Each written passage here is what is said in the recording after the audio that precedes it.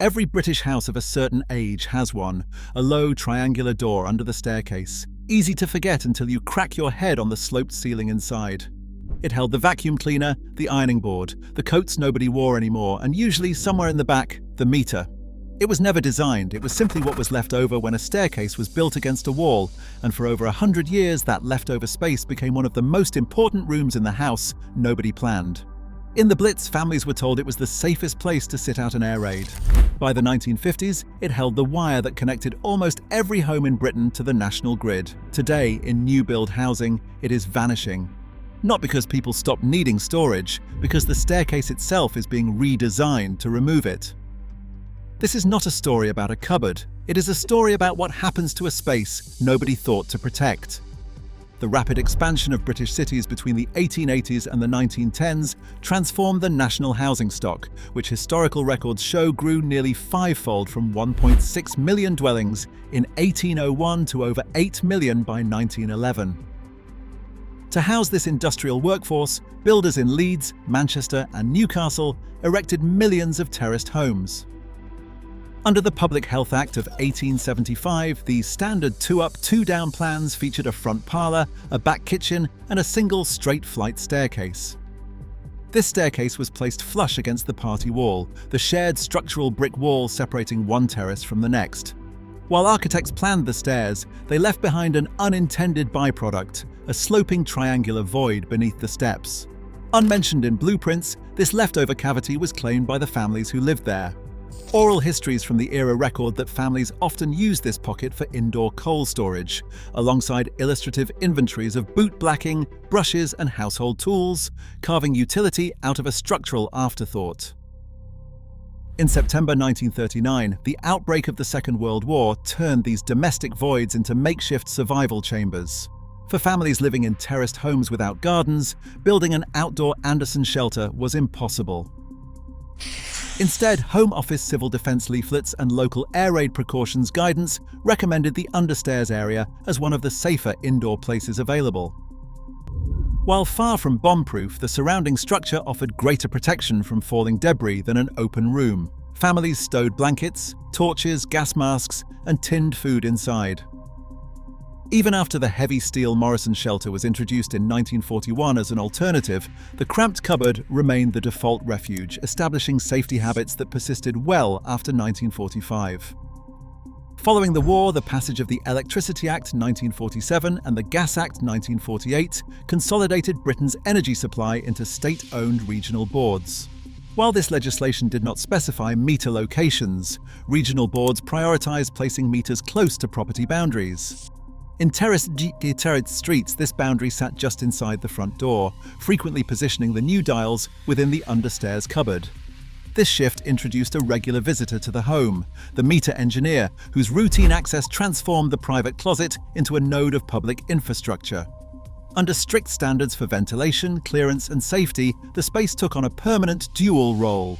Throughout the late 20th century, the cupboard functioned as both a repository for household clutter and the technical heart of the home.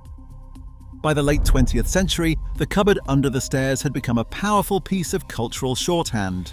It was the default British answer to an ordinary household dilemma: where to put the miscellaneous objects that had no other designated place.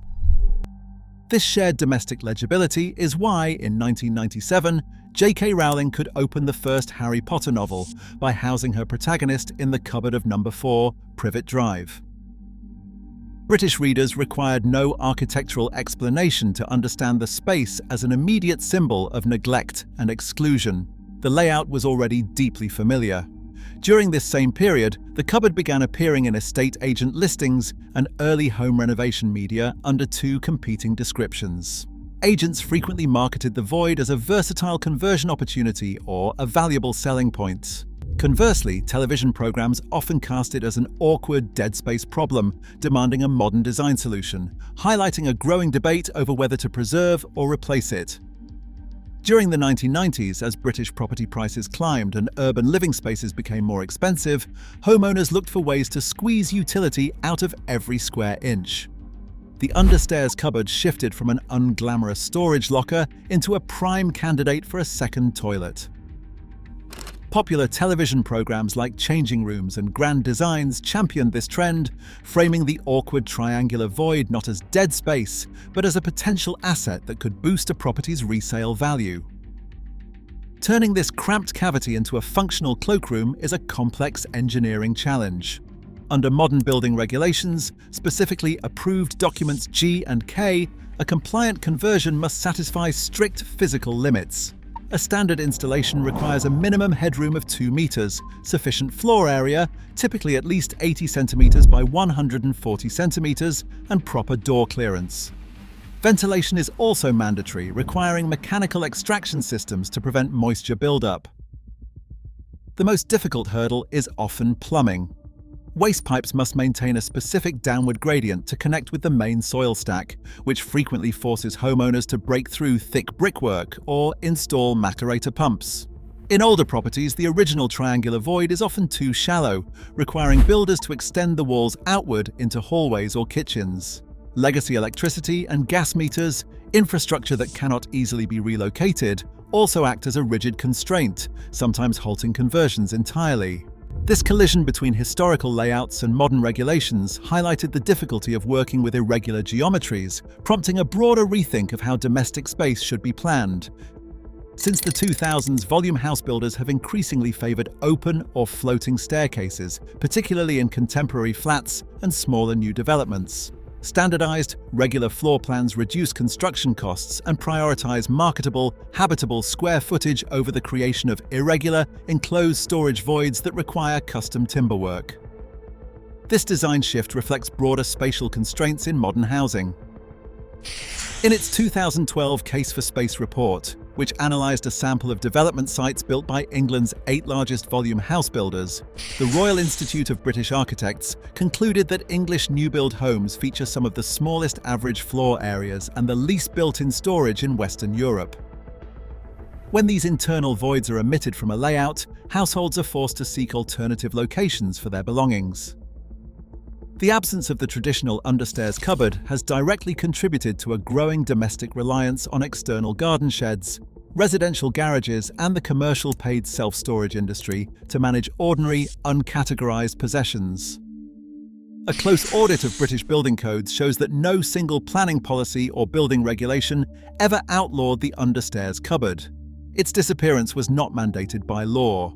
Instead, the loss is a cumulative side effect of modern construction priorities, where open-plan layouts and standardized staircases simply left no void behind. While conservation guidelines like Historic England's 2020 advisory encourage retaining existing cupboards, new build regulations prioritize fire safety routes and partition walls. Estimates from housing stock datasets suggest millions of homes built before 1980 still retain the space, compared to a rapidly shrinking fraction built since 2000. It was not abolished, it was simply designed out. The progression from coal storage and wartime safety to utility meters, downstairs toilets, and eventual absence reveals a quiet change in British home life. When modern housing eliminates this irregular space, the loss represents more than missing cubic capacity. External garages, garden sheds, or paid rental units rarely match the immediate, informal accessibility of a cupboard under the stairs. It served as the single place for uncategorized, everyday items that had no other home. Its disappearance represents a loss of unplanned domestic adaptability, leaving households without an intuitive pressure valve for daily clutter. To open the door of a cupboard built before 1980 is to touch a century of quiet, adaptive British history. If this story interested you, there is a video right here about why British homes have 2 separate taps. Subscribe for more.